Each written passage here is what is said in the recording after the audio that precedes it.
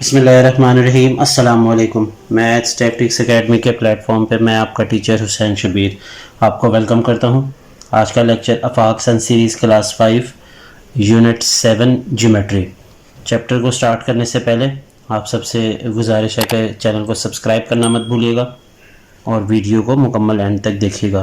Page number 122 पे हम लोग को एंगल्स दिए गए।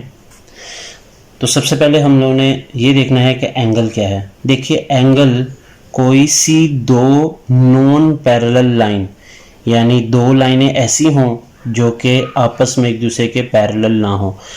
पैरेलल से मुराद कि वो लाइंस आपस में ऑपोजिट ना हो एक दूसरे के। मिसाल के तौर पे अगर मैं ये दो लाइनें आपके सामने यहाँ पे खींचता हूँ तो ये जो दो लाइनें मैंने ड्रॉ की हैं ये पैरेलल हैं और पैरेलल लाइन कभी भी एंगल नहीं बना सकती। इसलिए एंगल बनाने के लिए शर्त ये है कि आपके पास नॉन पैरेलल लाइन होनी चाहिए। अब नॉन पैरेलल लाइन से मुराद जैसे अगर आप ये देख रहे हैं, एक लाइन O से A तक है और दूसरी लाइन O से B तक है।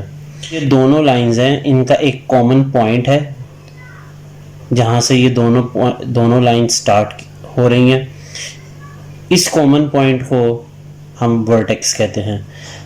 पहली लाइन को हम इनिशियल आर्म कहते हैं और जो दूसरी लाइन हम बनाते हैं या जो आखिरी लाइन होती है उसको हम टर्मिनल आर्म या फाइनल आर्म कहते हैं। तो लाइन OA से लेके OB तक जो है वो एंगल बन जाता है जिसको उसने यहाँ पे डॉटेड लाइन से डिनोट किया है। एंगल को मेजर करने के लिए, पैमाइश करने के लिए एक यूनिट इस्तेमाल की जाती है जिसको हम डिग्री कहते हैं और इसको रिप्रेजेंट करने का ये तरीका कार है। मुख्तलिफ़ किस्म के एंगल हैं जिसमें सबसे पहले आपने राइट एंगल को देख लेना है। राइट एंगल वो एंगल है जो 90 डिग्री का हो। एक्यूट एंगल उस एंगल को कहते हैं जो 90 से छोटा हो। ऑब्ट्यूस एंगल उस एंगल को कहते हैं जो 90 से बड़ा हो। स्ट्रेट एंगल उस एंगल को कहते हैं जो 180 डिग्री का हो, यानी आपको एक सीधी लाइन नज़र आएगी।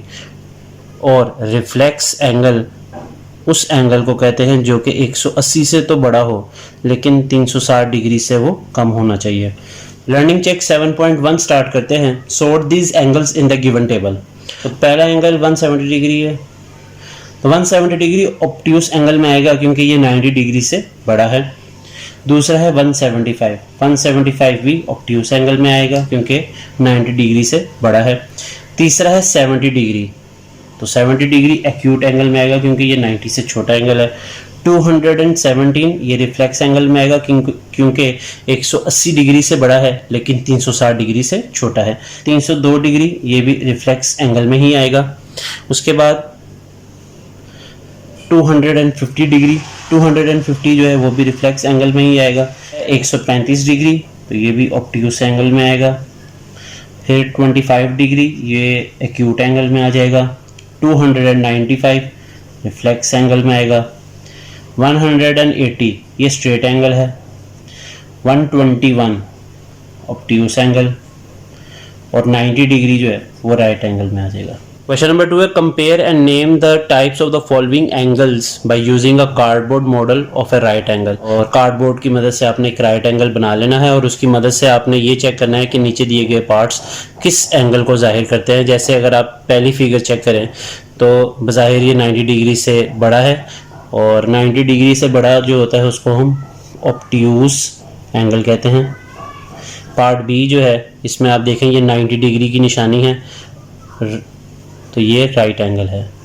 पार्ट सी को चेक कर लें। पार्ट सी अगर देखा जाए तो ये 180 डिग्री से बड़ा है और 180 डिग्री से जो बड़ा होता है और 360 से कम उसको हम रिफ्लेक्स एंगल कहते हैं। चौथा है डी पार्ट, ये 90 डिग्री से छोटा है, इसको हम एक्यूट एंगल कहेंगे। और लास्ट जो हमारा पार्ट है ई, ये स्ट्रेट एंगल है। क्वेश्चन नंबर 3 है construct the given angles of the following measures by using a protractor. यानी आपने डी की मदद से नीचे दिए गए जो एंगल्स हैं इनको कंस्ट्रक्ट करना है। तो सबसे पहला एंगल है 90 डिग्री। आपने करना ये है कि एक पॉइंट ले लें आप और उस पॉइंट को हम कह लेते हैं O और स्केल की मदद से आप एक लाइन खींच लें। मैं यहाँ पे रफली एक लाइन बनाऊंगा, इसको आप ओ ए नाम दे दें इस एंड पॉइंट को। अब आपने 90 डिग्री का एंगल बनाना है तो आपने करना ये है कि यहाँ पे डी रख लें पॉइंट ओ पे, और आपको 90 डिग्री का यहाँ पे निशान नज़र आएगा तो वहाँ पे आप डॉट लगा लें। अब आप स्केल की मदद से इस 90 डिग्री की का जो डॉट है इसको इससे मिला दें, तो ये आपके पास 90 डिग्री आ जाएगा। इसको आप बी पॉइंट कह लें।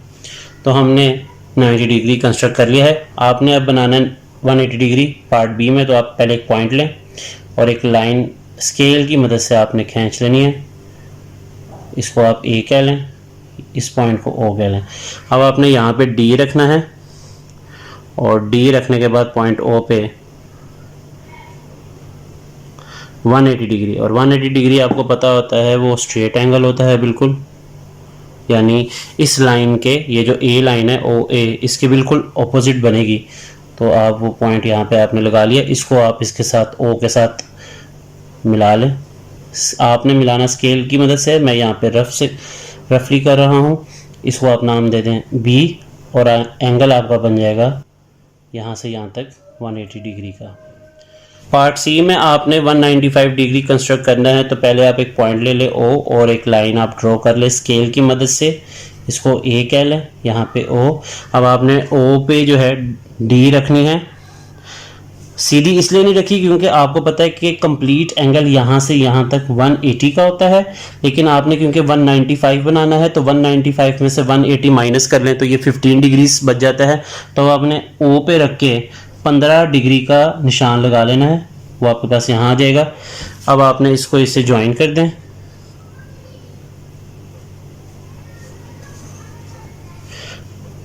तो इसको आप बी कह लें। तो यहाँ से यहाँ तक जो आपका एंगल है, यहाँ से कंप्लीट यहाँ तक जो एंगल है वो 195 डिग्री का है। पार्ट डी है 205 को में से 180 डिग्री माइनस कर लें तो ये आ जाता है 25 डिग्रीज।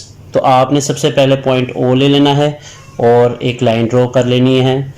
इसको ए कह लें, इसको आप ओ कह लें। अब आपको पता है यहाँ से यहाँ तक यानी जो एक पूरी एक लाइन का जो स्ट्रेट एंगल होता है 180 डिग्री होता है, लेकिन क्योंकि आपने 205 डिग्री बनाना है तो 25 डिग्री मज़ीद आपने कंस्ट्रक्ट करना है। तो आपने डी को ओ पे रख लेना है, ओ पॉइंट पे आप डी रख लें और 25 डिग्री का निशान आपने लगा लेना है। ये मैंने 20 और 30 के दरमियान जो पॉइंट है उसको 5 डिग्री का उसका निशान लगा लिया है, ये 25 डिग्री का है।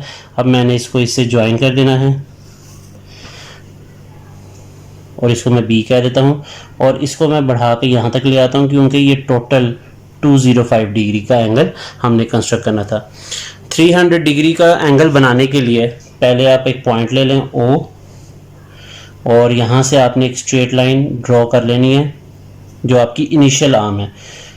इस पे आपने डी जो है वो प्लेस करनी है, लेकिन क्योंकि आपने 300 कंस्ट्रक्ट करना है, ये 180 से बड़ा एंगल है, तो आपको पता है कि यहाँ से यहाँ तक तो 180 डिग्री है स्ट्रेट एंगल जो होता है। अब आपने डी को जो है ओ पे रखना है लेकिन ऑपोजिट साइड पे, और 300 में से आप 180 माइनस कर लें तो ये बाकी बचते हैं 120 डिग्री। तो 120 डिग्री आपने कंस्ट्रक्ट करना है, तो 120 यहाँ पे है, आप डॉट लगा लें। अब इस पॉइंट को जो ओ पॉइंट है इसको इससे ज्वाइन कर दें,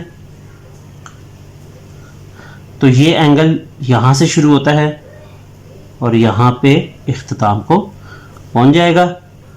इसको आप बी कह लें और ये 300 डिग्री है। ये आपकी इनिशियल आर्म है, ये फाइनल आर्म है, ये आपका वर्टेक्स है। जो दोनों लाइंस का कॉमन एंड पॉइंट है उसको वर्टेक्स कहते हैं।